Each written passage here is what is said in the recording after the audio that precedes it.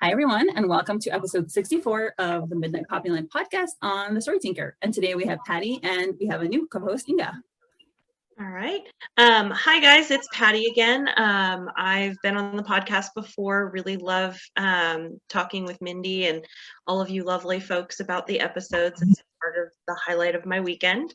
I'm 36. I live in Oklahoma. I'm a counselor by trade, and my go-to right now is hyper-analysis of this comic.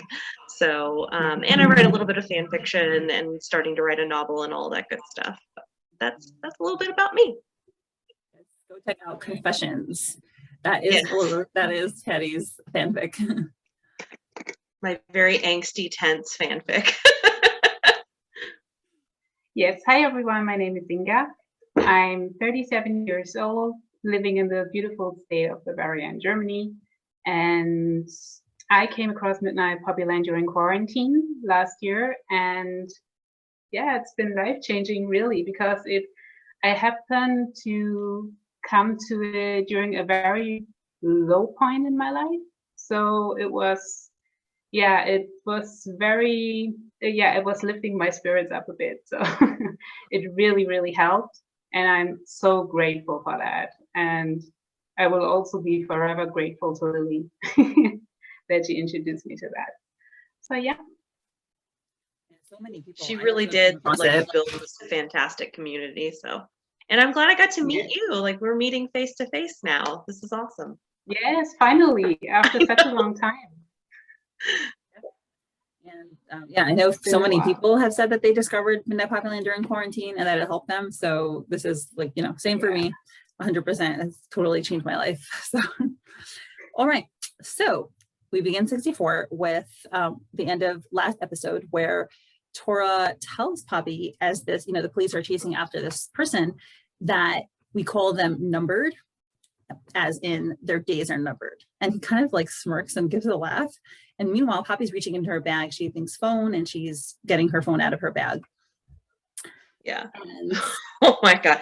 I talked about this a little bit in like both analysis for 63 and 64, but look at Tora's face here, guys. Like, murder face. Yeah. We kind of speculated on this last time. That's what I'm wondering about. It's like he's happy that the informant's days are numbered. This is like strange. This theory that maybe he's an informant, and it's like, isn't that like not a good thing that like they're gonna get killed? Like, right. And maybe this is our end. I'm glad you brought that up, Mindy, because I'm wondering if this kind of like debunks that theory that he's an informant, because if that's his reaction, and you would think he's pretty honest with Poppy, so I don't think he would be saying this if he was in fact an informant. So I don't know, I could be wrong. Lily likes to twist stuff. But what really caught me about this, like, other than it's just freaking hot, and Emily, I blame you for this. This is all your fault. But like, I love the idea of people getting killed is hot. Okay, yeah.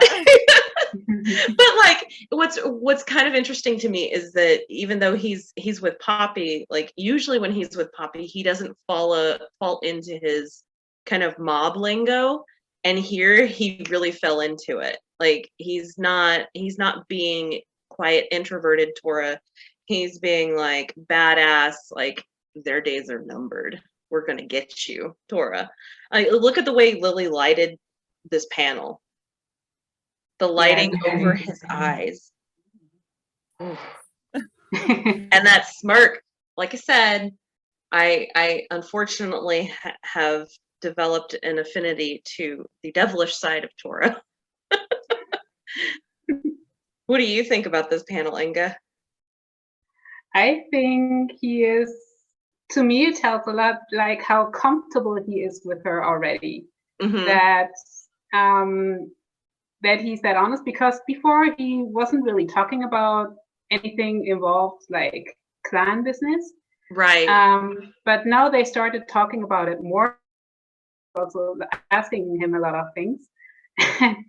Like the way, it was just an innocent question, like, and he's like, yes, they are numbered, and and he's like, I don't want to go too far yet, but it just tells me like on what comfort level they are already.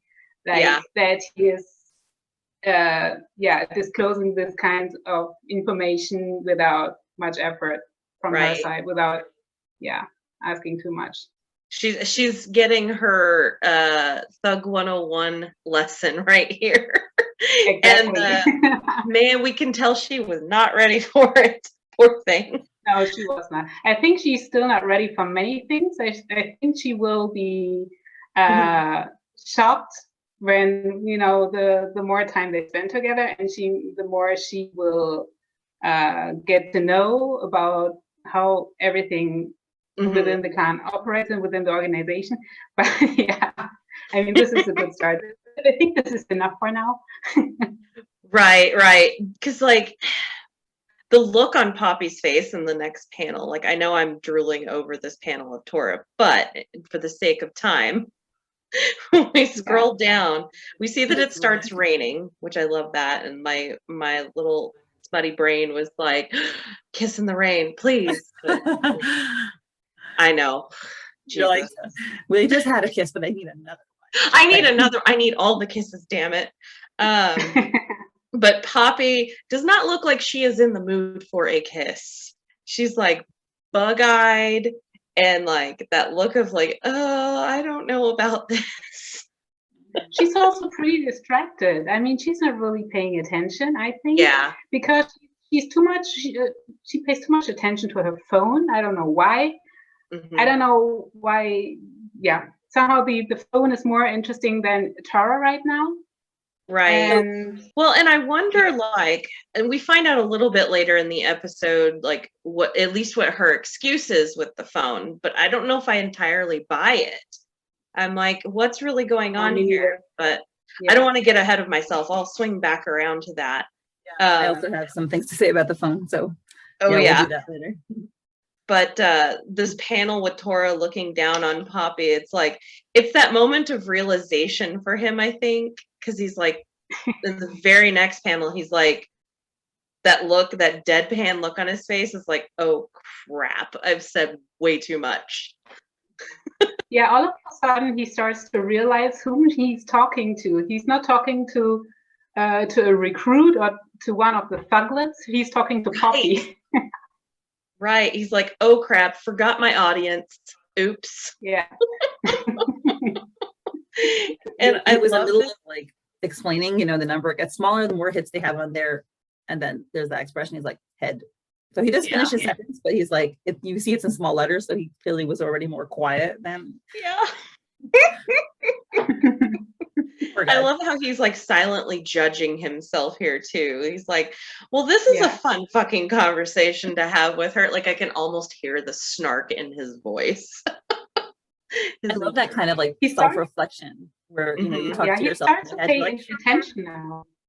He starts to pay attention now to what he's saying when it comes to her. So yeah. And then I like how he changes the subject to the weather. Like, oh, it's raining. Right? If you don't know what to talk about the weather.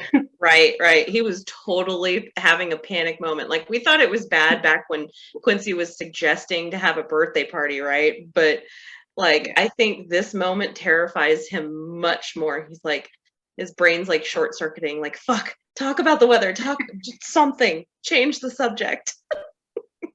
And meanwhile, he's telling himself, not awkward at all, you giant fuckwit. And poor Poppy, she like doesn't respond. And she's like, it was just a casual question. Yeah. Poor girl, she got way more than she asked for. And she's not looking at him. She's still, you know, with her phone. And I think she maybe put the phone away, but she has turned herself away from him because this is very tough for her. Yeah, she's just like, I was just playing around. Poor girl. And Tora thinks, just change the effing subject already. And he's like, look, there's your shop. And she's like, huh, where? Up there. And they look out and there's 𝗏𝗏𝗏 hamster. And I've been told that there is a site XXX hamster that is a porn site. So it's funny.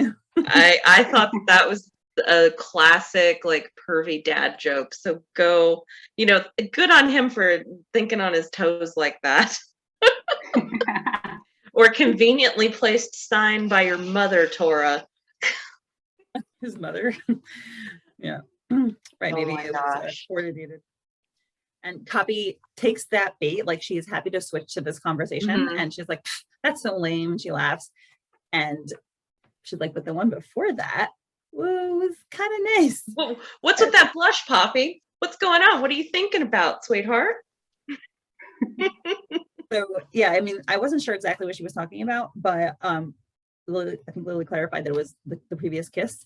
Yeah. So, yeah, so Poppy is admitting that she liked it, which is great. Yeah. And Yor is so happy. He grins and he's like, "No shit, I love it." I know. He receives acknowledgement that she likes it as well. And you know, a lot of time, I mean, I don't get this kind of behavior because I'm not like that, but a lot of people, when they get into a relationship, they kind of dance around their feelings and they're like, "Does she like me? Does she like me? I don't know what to say. Should I say it?" And like, I don't relate to it at all because like I'm very like blunt and outright, and I'm like, Right, yeah. right. But this is just, you know, it's to see them doing that dance of like, do we like each other? Like we could, you know, I'm gonna say, I won't say like I love you, but I'll say I liked your kiss. So Kind of piggybacking off of that, what I find is interesting is that this kind of has a like teenage new love kind of feel to it. And I find it so fascinating that this is juxtaposed against like this very dangerous situation that they just got out of with a bunch of thugs. And yet they're having this very cute schoolyard, like you said, dancing around the conversation of we like each other and oh my God, we just kissed.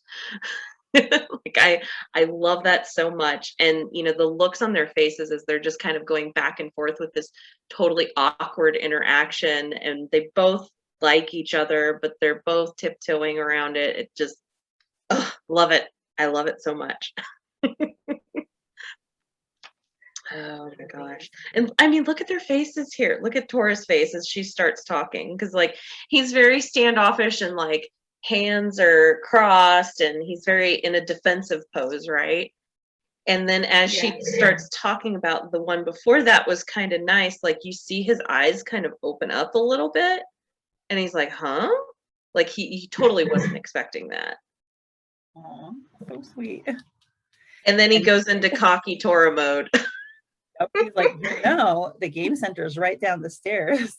And she's like, "Oh, really?" She's still totally innocent. He's like, "So if you still want me to show ya," she's like, "Show you." And then she's looking at him. He's blushing. Poppy's still looking. And then she turns beet red. And she's like, "Oh, no, of course not. I didn't really buy into any of that gossip." And we don't know what she's talking about yet, but we will find out why she's blushing like a mofo. I'm curious what everyone's thoughts were like before you read the entire episode. What did you guys think she was talking about? I did figure it had to do with the previous conversation that they had. Yeah. I didn't know it was necessarily the party conversation, but I figured that they had a reference to the game hall or something. Right, somewhere. right. Like he's I got also something thought that was with reference to the night before, because I was expecting, I was hoping for a flashback. So I thought, okay, I don't know what they're talking about right now, so it must be something that they were talking about that night. And what I find really funny is it's Tora's third attempt to kiss Poppy. Third attempt. Oh my gosh, yeah. We can add this to the list of like Poppy's internal monologue about the kiss. Yeah. Yep. She's got another one to add to it.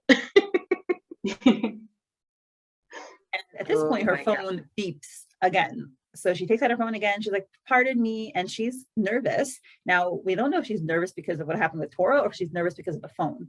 So, and like, we'll talk about the whole phone speculation, I guess, when we finish the episode, but like something to point out. So she's tapping away and she puts it away and then she's like, "Well, thanks for all your help tonight."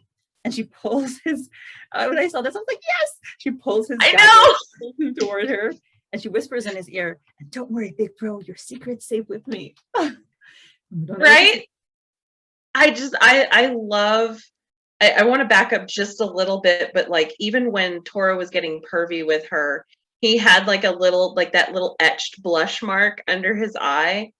And like, kind of following the narrative, even though we know Poppy, based on what she's saying, she's totally panicking, and she's like, I need to get the F out of here, just like she did, like when she tossed him down 6 flights of stairs. But like when we got that pull, I was like, Poppy, ma'am, because like, talk about a total diversion tactic. And then Lily's just like, nope, y'all aren't getting it yet.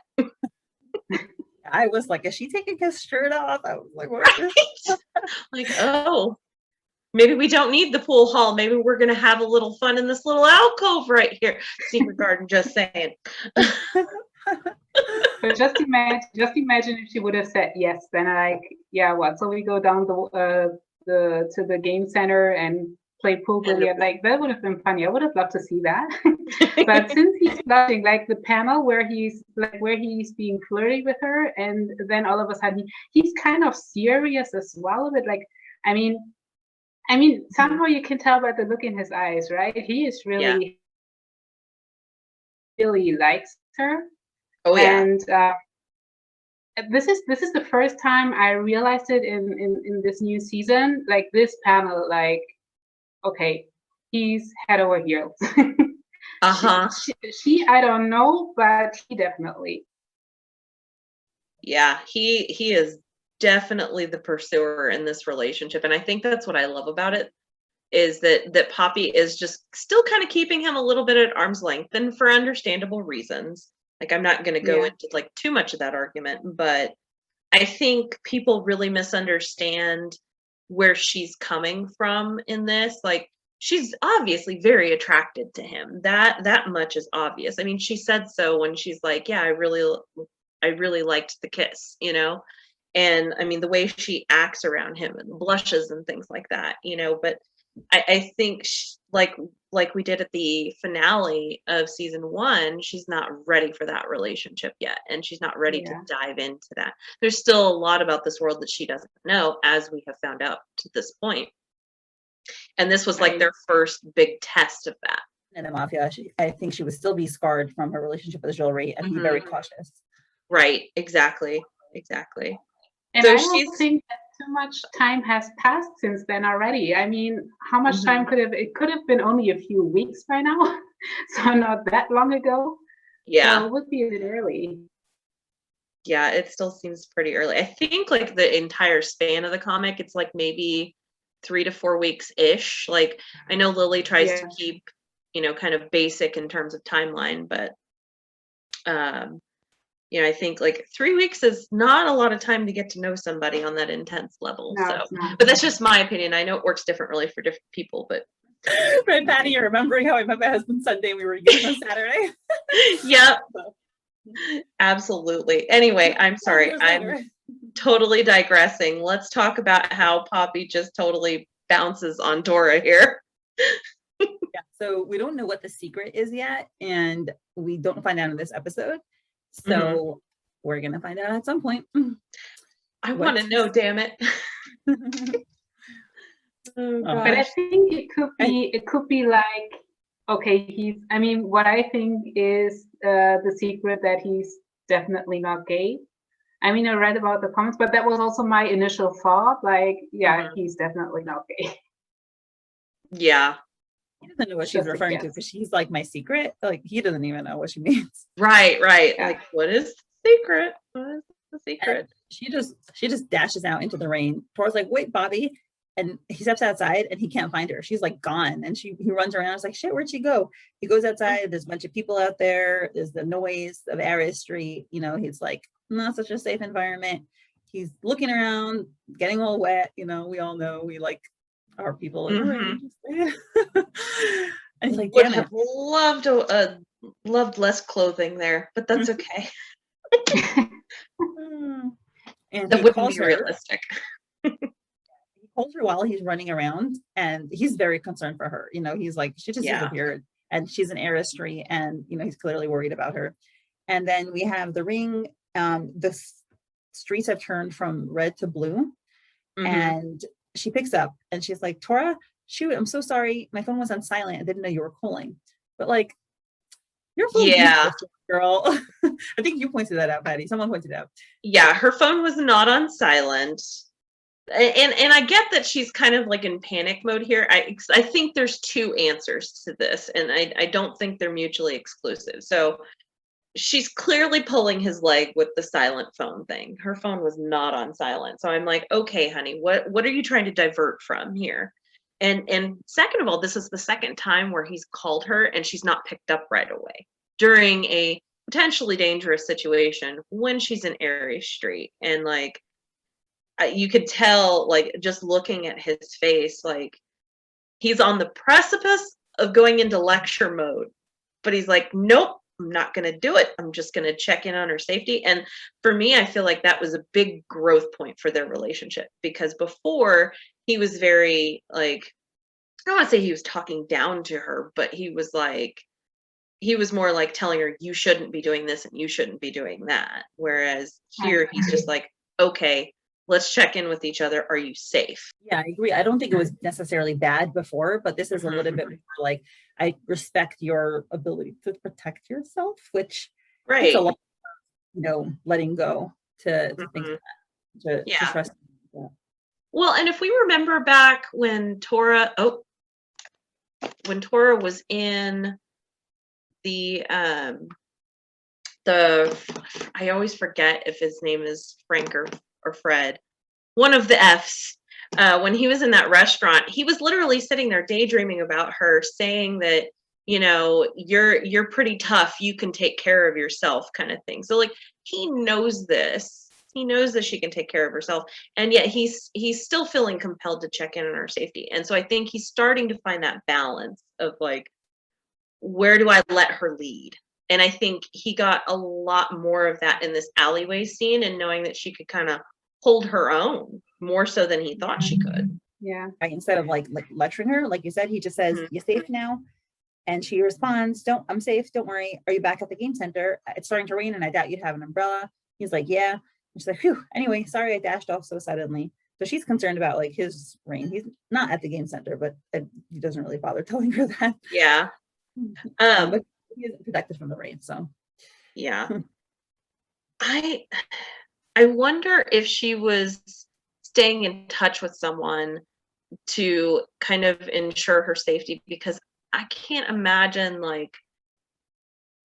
during that whole exchange that Tora was the only one that she thought of to ensure her safety, because she's done this before where she's had somebody kind of watch over her apartment. She had Jacob do that. Yeah. So I kind of wonder if she kind of did like a backup, like, hey, I just want to let you know I'm here and I'm doing this or something. Could be something else entirely. I could be wrong. Maybe she just ordered. I just kind of wonder. Maybe she just ordered an Uber. That's what she says. She tells him, she's like, I finally got a cab and they didn't want to miss it. But the way she says it, she's like hesitates and falters a lot as she says it. So it doesn't seem like that's what it is. I mean, she probably did get a cab, but I think she was getting text messages from someone else, whether it's someone who wanted to keep her safe or whether it's something else entirely, which is like, your mom showed up, or like, I don't know, your dad rose from the grave, or who knows what,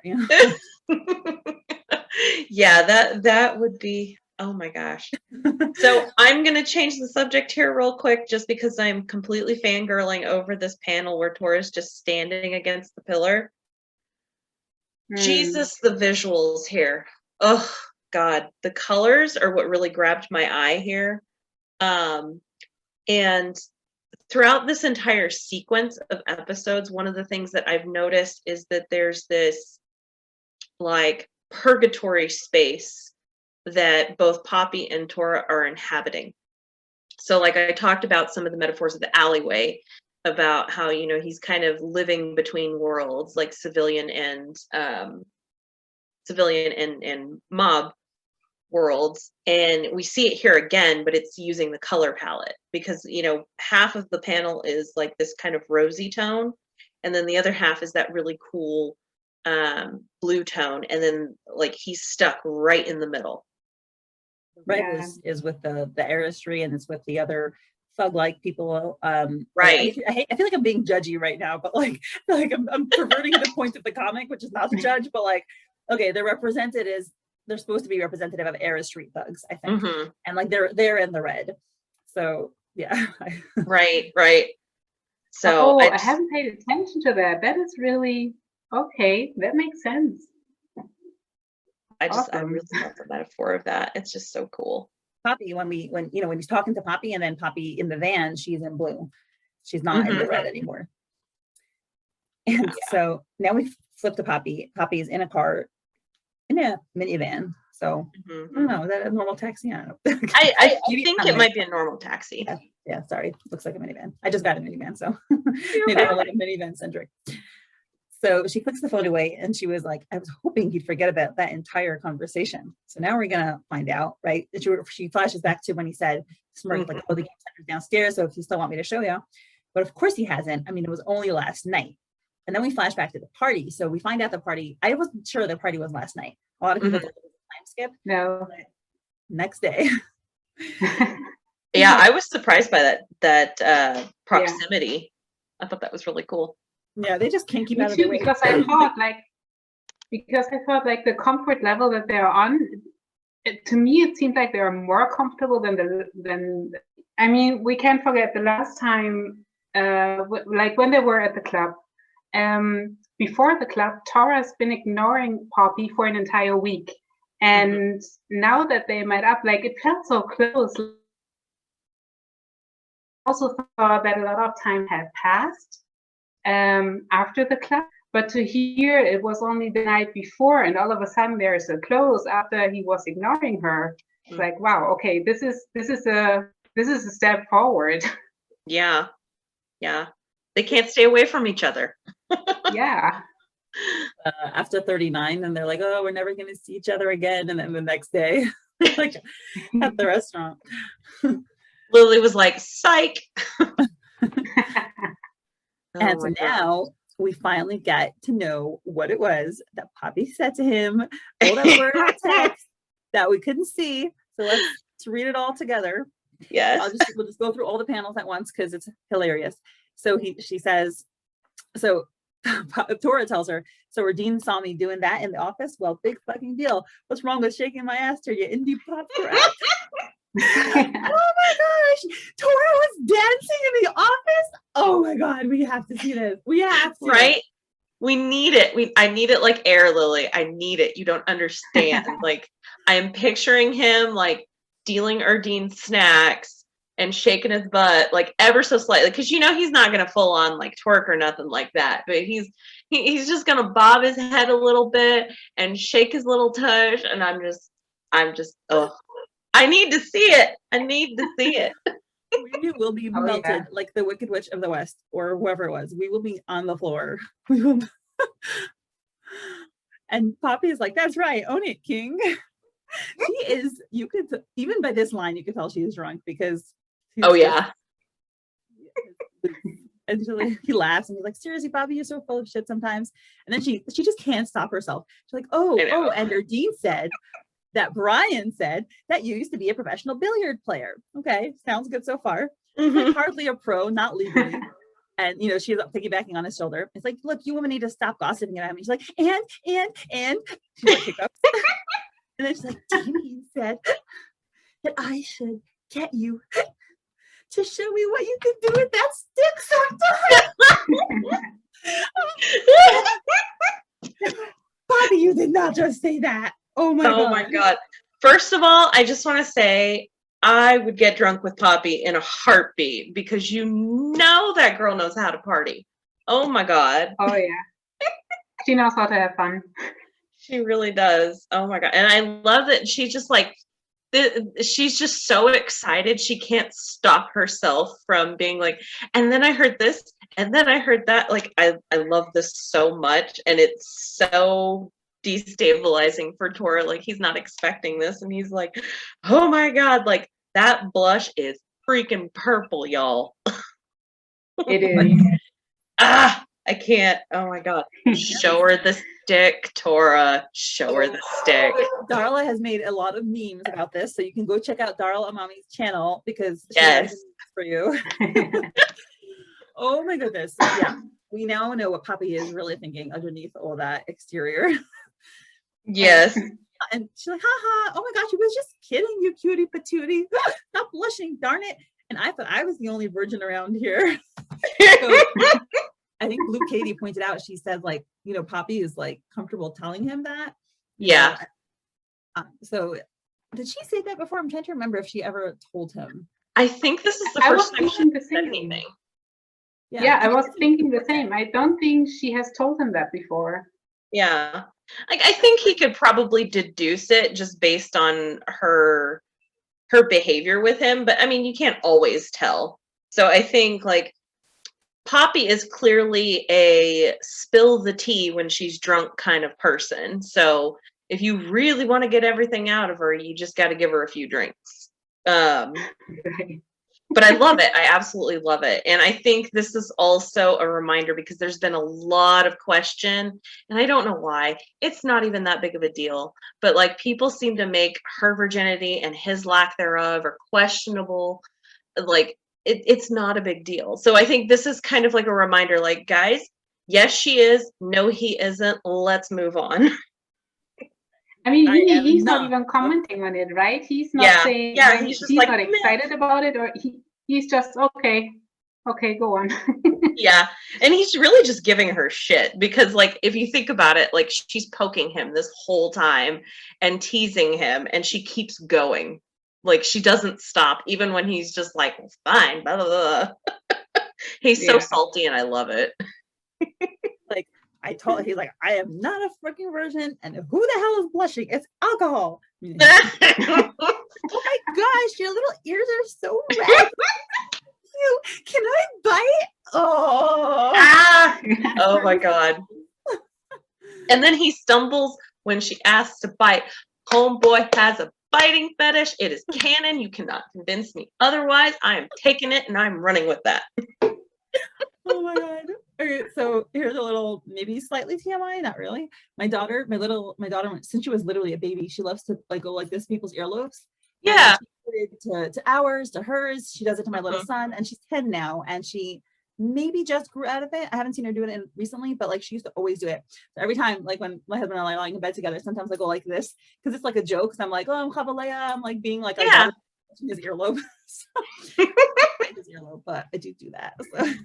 That's cute. I love that. Well, and it kind of fits because like Poppy she's letting out her inner perv right now, of course, but like I love that like she's still kind of teasing him in a cute way. She's like, oh my god, your little ears, oh my god, cutie patootie. Like I love that dichotomy with Poppy. Like she's a grown woman and she has these pervy thoughts like any woman does. Like she reads Secret Garden, for God's sake.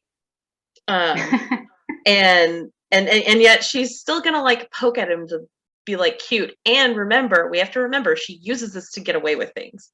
And so I definitely think she's using this. Yeah, she does. Which is like most people do not see cute when they look at Tora, except for everyone in the fandom, but whatever, in his right.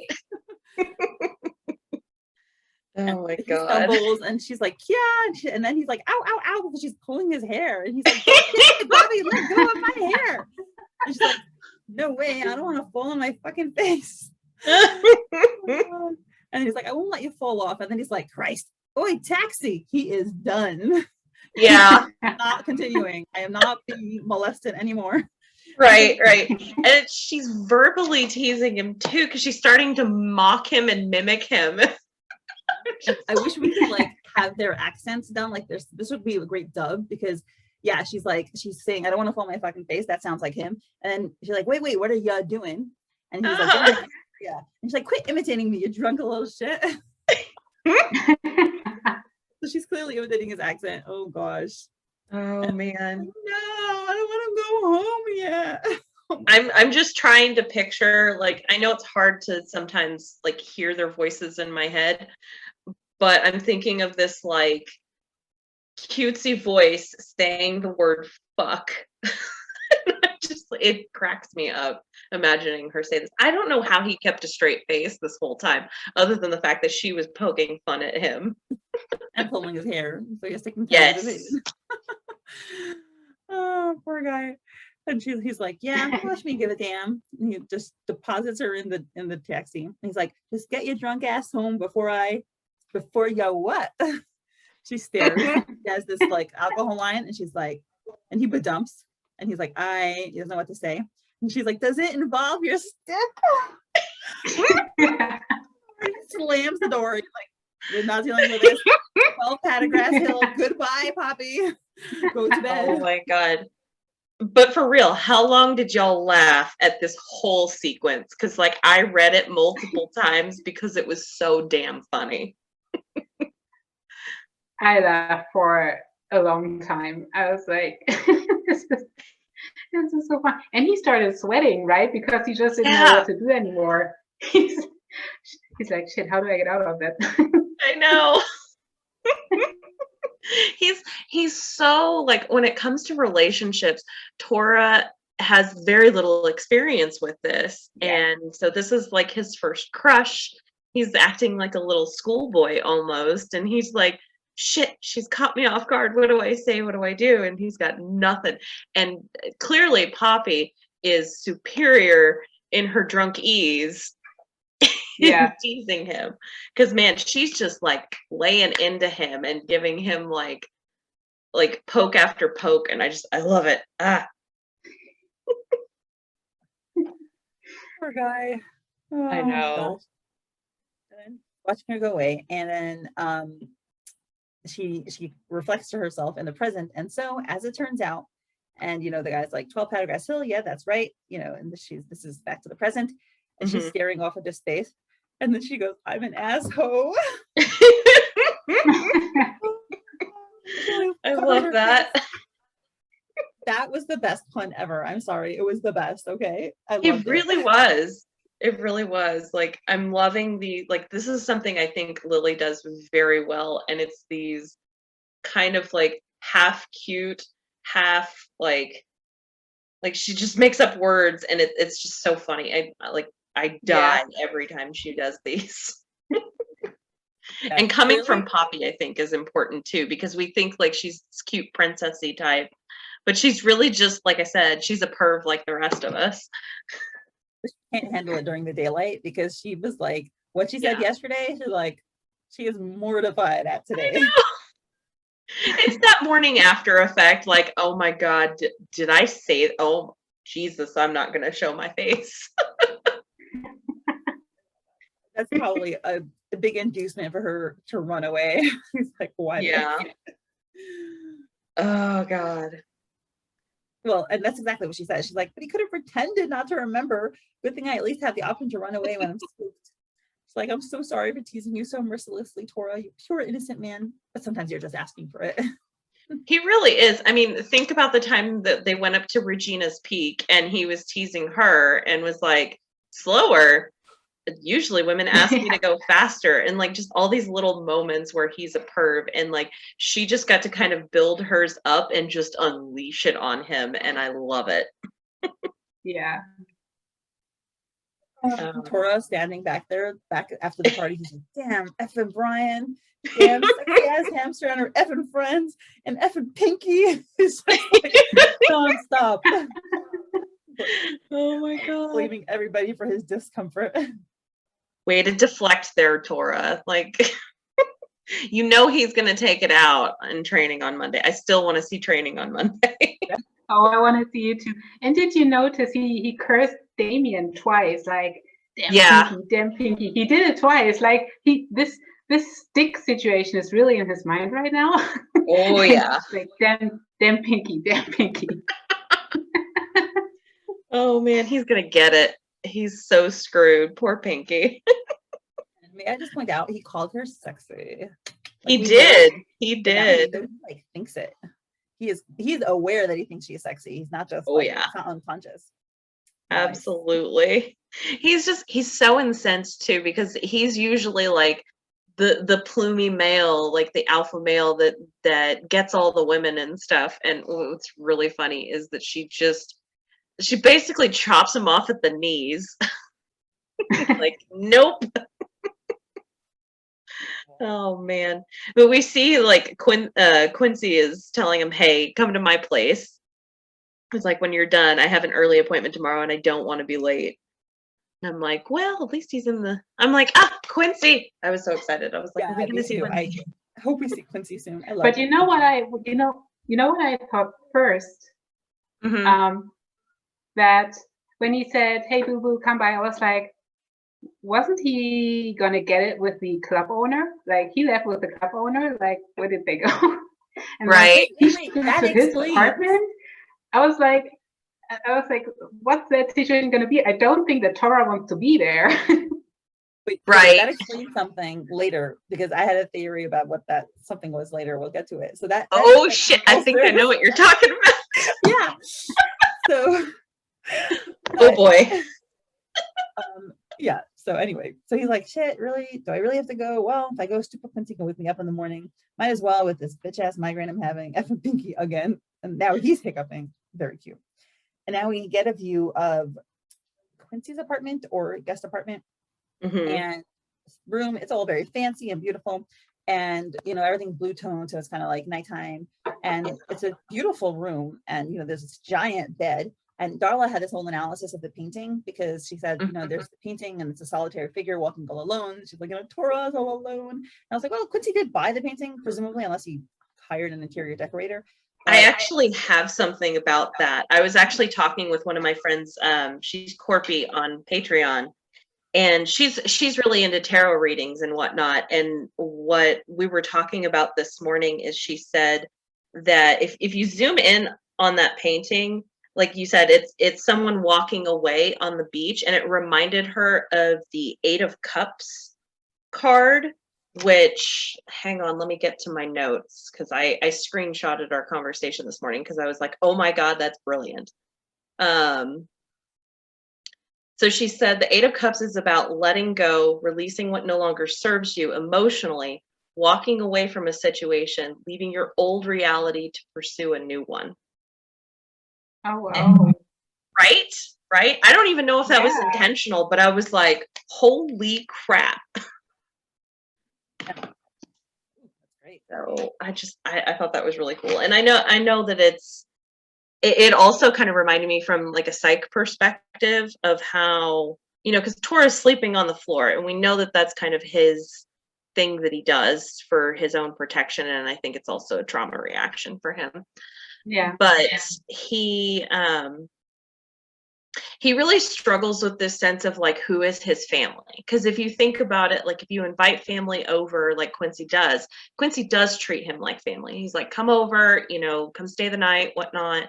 And he has this bed for him, but Tora doesn't sleep on the bed. He sleeps on the floor. And he has his own reasons for that. And at the same time, I think it really illustrates how he's part of the family and yet not. Right. And like that lone figure on the beach just kind of highlighted that even more for me in this sense. But there are 3 things that I noticed here. Like, I mean, first of all, there is this apartment that we haven't seen yet. So I'm not sure whether it's if it's meant for Tora or is it supposed to be for guests. Right. So if it's just generic. I don't know, but since he's a bodyguard, you would expect him to be with Quincy all the time. So I'm wondering myself, does he not live with Quincy by choice, or does because I don't think that Quincy would refuse him to live with him if he wanted to. But I think that Tora doesn't want to live with Quincy. I mean, that's what I think.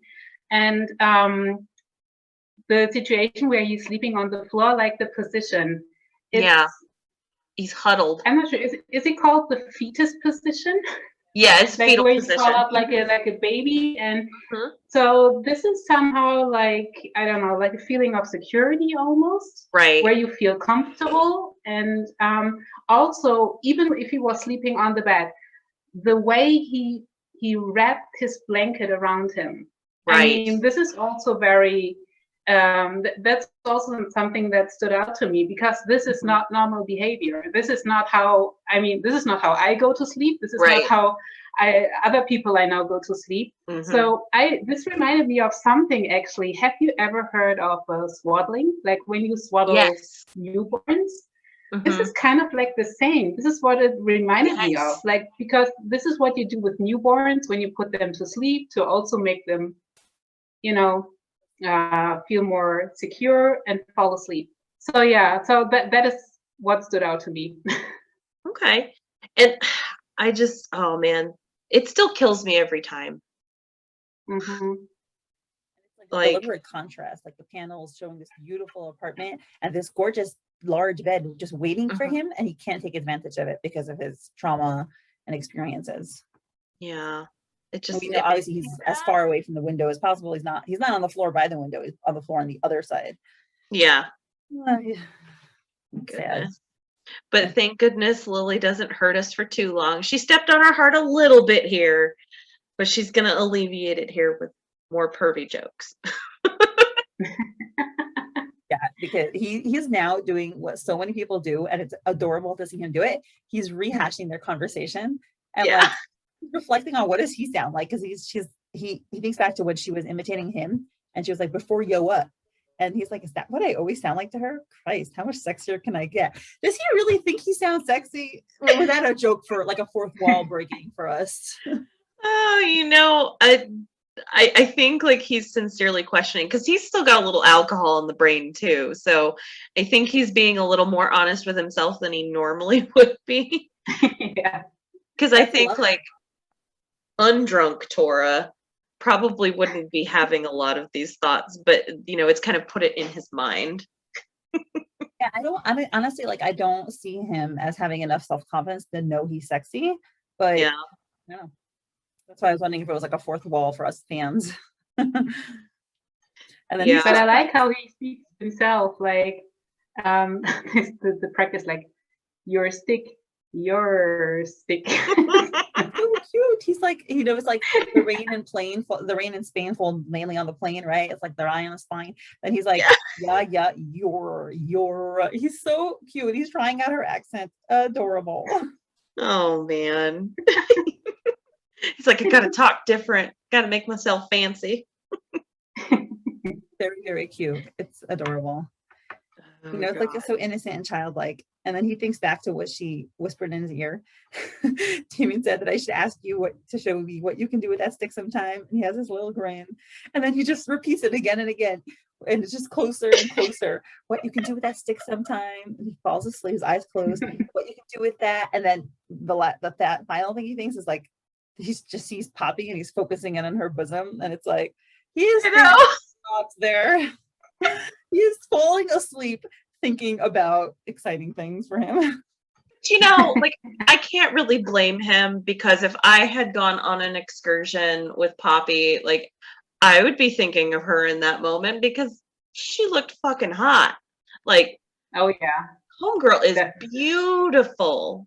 And like, no wonder he's like stumbling over his words and all of this. I mean, like, yes, she's got that emotional aspect to her, but and I love her wholly as a character, and she's freaking gorgeous. So like, yeah, I'm okay with it, Tora. I would be right there with you.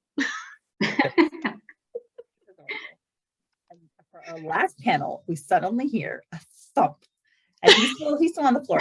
So theories, guys, what is the thump? Should I tell you? Okay, my theory was, I thought Quincy was having himself a good time on the other side of the wall over there with that guy. I haven't even thought about that. Oh my gosh. I think my theory like went so far down morbid lane, because he was like in such this like fetal position that I was like, oh my God, is something wrong? Like, did someone break into Quincy's apartment? Like, that's where my brain went. But I think yours is more likely that it's probably Quincy having some fun, because I had totally forgotten that he had brought the club owner home, because I initially, at the end of season 1, I thought that was one of the thuglets driving him home. Okay. And I was like, wait, no, that's the owner. So you might be right about that, Mindy. I thought he fell off the bed. I was like, wait, he's not on the bed. He can't fall off it. That'd be some shit though. Like, if, you know, here's Tora like daydreaming about Poppy and wanting to be with her. Meanwhile, his surrogate brother is getting busy in the next room over. Oh man, I hope you're right. When you go to people's houses, that would be fun. And then all of a sudden, Quincy's there. Oh God. My God. Oh my goodness. Yeah. So, God, this episode. hilarious. So funny. So funny. I laughed more. I know like we went through in this arc, I know we went through a lot of like serious and angsty stuff, which I love. Like that's my soul. And at the same time, I love that we get this like full onslaught of just like comic relief and teasing and cuteness. And I just, oh God, so good. I love the teasing so much. Yes. The way they tease each other, like not only Poppy Tora, but also Tora Poppy. I love it. Hmm. So any last final thoughts on the episode before we close out? I'll just say I'm super excited to see what happens next time, obviously. Yes. And if we see Quincy, I will be very happy because I love Quincy. I know. I miss him. Yeah. I'm sure we're gonna see him next We're episode. gonna really, yeah, we do miss characters. It's like I do. He has my heart. I know that I initially thought that he was a jerk, but he has won my heart over since episode 13. So like Aw. he's my little bean and I love him. I love all of them. I love also 𝗥𝗲𝗱. I want to see 𝗥𝗲𝗱. Oh yes. I want to see him. I want to see him and Poppy meet up down in his office, in his new office. Oh, that would be so cute. I love Yeah. that. Can't wait till next week. Oh yeah. awesome. Well, we'll find out whose theory about our the bump is correct. Hopefully, maybe not. Maybe we'll be postponed. I hope yours is correct, Mindy, because I can't take more heartbreak right now. It's gonna come. It's gonna come. I know. Must prepare for it. But well, thanks for having me. This was so much fun. Thank you for coming on at the last minute. And Inga, thanks for recruiting Patty and for coming on the first time. Thanks for having me. Yeah, thanks Yes, for having it me. I was mean, I you, wasn't Inga. supposed to be there either. Mm-hmm. All right. Well, thanks so much. I will see you all later. Bye. Okay.